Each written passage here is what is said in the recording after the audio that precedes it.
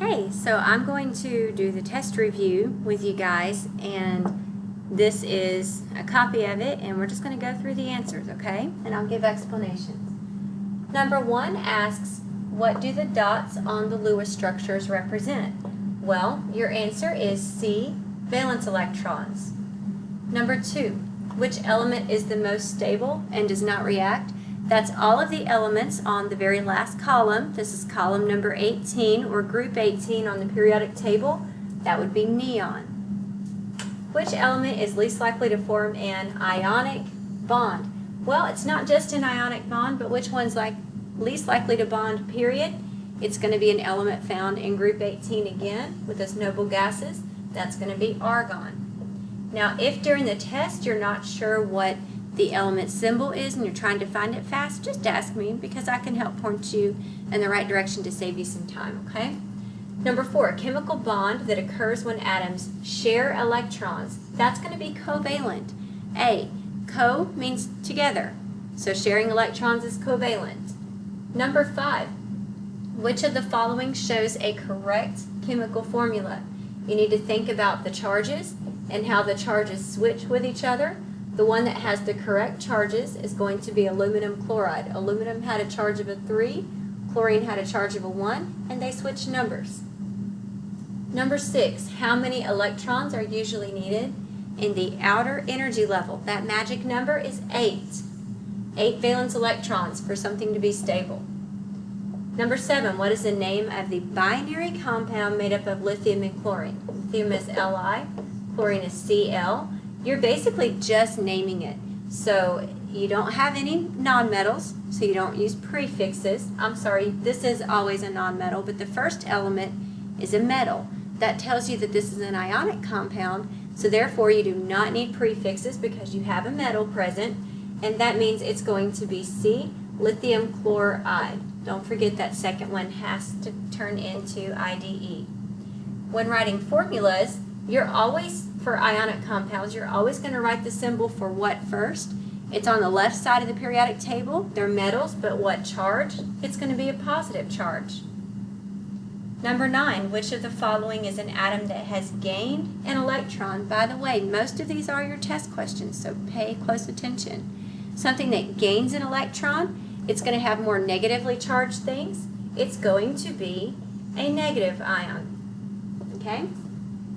And scroll up. And then number 10, the correct formula for a sulfur ion. You're basically looking for sulfur and its correct charge. Look at the top of your periodic table. It shows you that sulfur has a -2 charge. The name of the electrons involved in bonding. I hope you all get this one right. This is valence electrons. In order for something to be chemically stable, sodium in particular will have, it's going to do what with its electrons and form what kind of bond? This is almost exactly what it looks like on the test. Sodium has a plus charge, which means it's losing electrons, but it forms a positive ion, so it's going to be C. Okay, remember, if you're losing, it actually makes a plus charge, so it's backwards from what you would think. Negative charges gain electrons, positive charges lose electrons. Number 13, what kind of chemical bond is formed when electrons are transferred? That means one thing is losing while the other one's gaining. That's going to be an ionic bond. Remember, covalent is sharing. 14, the sum of the oxidation numbers in a neutral compound, it's always 0. Okay? Both of the charges have to 0 or cancel each other out. Number 15, why do noble gases not form compounds so easily? It's because B, they have a full set of valence electrons. And then the last question on the first page, which is a binary compound? Binary means that there's only 2 elements. Look for 2 capital letters. The only one that has 2 capital letters is letter B, sodium fluoride. There could be numbers in that formula, but you're just looking for 2 capital letters. Number 17, which is an example of a covalent compound? You can just look at the name. It's going to have prefixes in it. Which one has prefixes? Actually, none of these do, and it should. This should be sulfur monoxide, and that is a mistake. However, sulfur and oxygen both are nonmetals, so that's also your clue. that is covalent. The rest of these has sodium or calcium, which are metals. Can't have that in a covalent compound. Number 18, when two elements combine into a new compound, that is a synthesis reaction. Each substance on the right side of a reaction arrow is going to be called a product. This question right here, you really need to pay close attention to it because it's going to come up more than once on your test. Law of conservation of mass. Total mass of the reactants is always the same as the products. So your answer is D.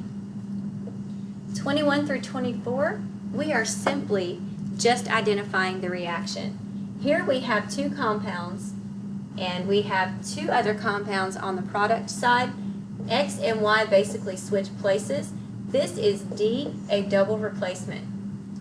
Number 22, you only have one reactant. Therefore, it is B, a decomposition. Number 23, here's an element that is single and another element that is single. So guess what? It's a single replacement. And then 24, you only have one product. That means you have a synthesis reaction. When you get to number 25, it's asking which of the following is a correct chemical formula. You're looking for the correct subscripts in the formula. So it's actually going to be letter A, even though Mg would have a charge of a 2 and sulfur has a charge of a 2. Anytime they have the exact same number for the charge, they just cancel each other out and become ones. Number 26, it's asking about halogens. That's in group number 17. And it's asking when they ionize, what do they have in common? They all have a charge of -1. Then we get into you have one question over here about which of these have the correct names. So first of all, we want to make sure that if it's ionic, there's no prefixes. Lithium's a metal, you shouldn't have prefixes. This is a non-metal, which means you should have prefixes somewhere. That's not correct. This is a metal with a non-metal, so let's see, there shouldn't be prefixes. I see a prefix right there. That makes this entire one incorrect, and we're trying to find some that are correct, so it's one or both of these. Let's see. Lithium nitride, well that's a metal with a non-metal. This is correct. Sulfur dioxide, let's see, there's prefixes. Let's see if this is covalent. Non-metal, so this is also correct, okay? So 27, your answer is 1 and 3. Number 28 through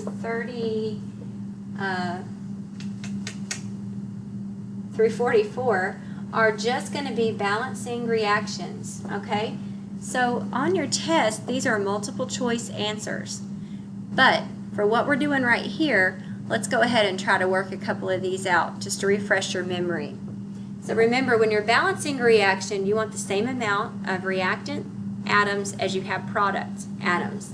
And so we're going to compare the number of iron on both sides of this arrow. So over here I have 2 irons, so I need to see if I have 2 irons on the right side, and I'll look over here and there's only 1. So I need to put a coefficient in front of this that multiplies times Fe to give it 2 irons. So I'm actually just going to put a coefficient of a 2 there. In doing so, that balances out my irons. So I'm just going to put the dot there. Then I move on to oxygen. How many oxygens do I have here? Well, there's 3.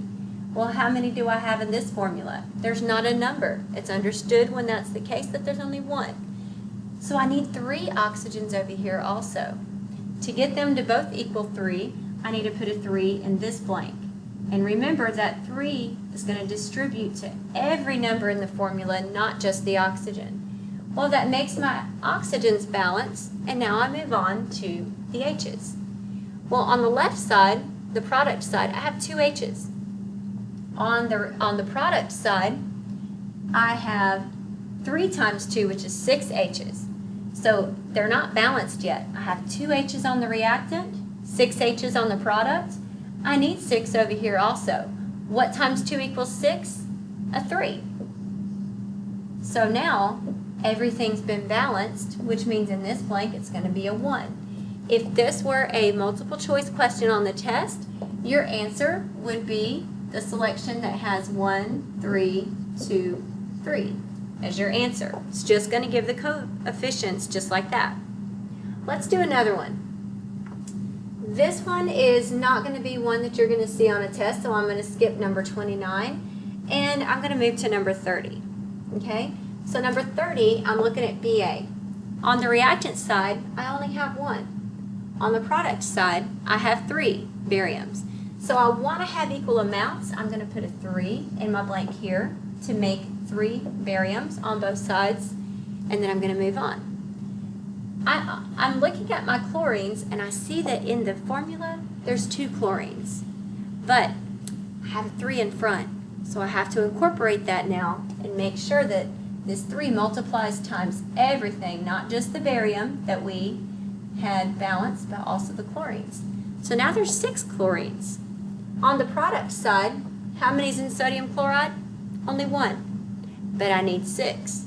So in order to make the 6, I'm going to put a 6 in front. That balances out the Cl's. And then I move on to sodium. How many sodiums do I have here? Well, there's a 3 in the formula, so there's 3 sodiums. On the product side, though, I have 6. That's not equal. So what times 3 equals 6? A 2. That goes in my blank. I just balanced the sodiums. Well, let's look at the phosphorus, the P's. So I have 2 P's in this formula. Remember that 2 distributes to the phosphorus and the sodium. So then I'm looking and I have 2 P's over here. Over here, I also have 2. Well, good deal. So that's also balanced. We're done. And we just put a 1 there. Okay? So if you have any other questions with balancing, I will upload a video on that. I'm not going to spend time doing more of these. Okay, so you're going to have several of those on your test. What is the charge of the ion formed when potassium achieves an octet? Basically, what charge does potassium always form? Look at your periodic table. It's the number at the very top, the positive or negative number, and it is a positive 1. So it's going to be B. Number 46, which is covalent? Look for the one that has 2 nonmetals. So basically, if your first element is a nonmetal, the rest of it will also be nonmetals. So just look at your first element. Well, calcium's a metal, sodium's a metal, helium's a nonmetal, but then so's carbon. So what do we choose? Well, it says it's got to be a compound, a covalent compound. Well, this isn't a compound. He is just one element. There's not even any numbers there. So it can't be that. That's just an atom. So your answer is going to be letter D. There won't be one quite that tricky on your test.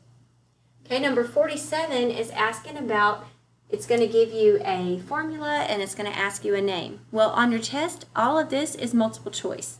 So I don't want you to stress over this, but let's go over a couple of these. So if you have Ca3N2, these are both, this is going to be a metal with a nonmetal. Then you just name the first element, calcium. And then the second element, you use the name, but then you end it in IDE. So that's calcium nitride. Easy peasy. Don't worry about the numbers in the formula. That's not going to affect your name. Moving on, we have aluminum and we have chlorine. Well, I know that aluminum is this with a charge of a 3. Chlorine is Cl with a charge of a 1. When I write my formula, I have to switch the 3 and the 1. I think I did this a little too fast, so I'm going to erase these numbers. And so I'm just going to write it as AlCl3. Okay? Let's move this a little closer together. So it's AlCl3. We just take the charges, we switch them. How do we name this? Well, because we don't have any non-metal, like because it's not covalent with just nonmetals, we name Al, which is aluminum. And then we're going to name the second element with IDE at the end. So that's chloride. Okay? Again, that's going to be a multiple choice question. Okay? Moving on. We have phosphorus and sulfur. Well, the formula has nothing to do with charges because phosphorus and sulfur are both nonmetals. So we have to base this on the name given, and it says phosphorus, no prefix. That means it's just a P. Tetrasulfide. Well, this is going to be multiple choice, but if you forget a prefix, let me know. Tetra is 4, So it's going to be 4 sulfurs. And that's all there is to it. Okay?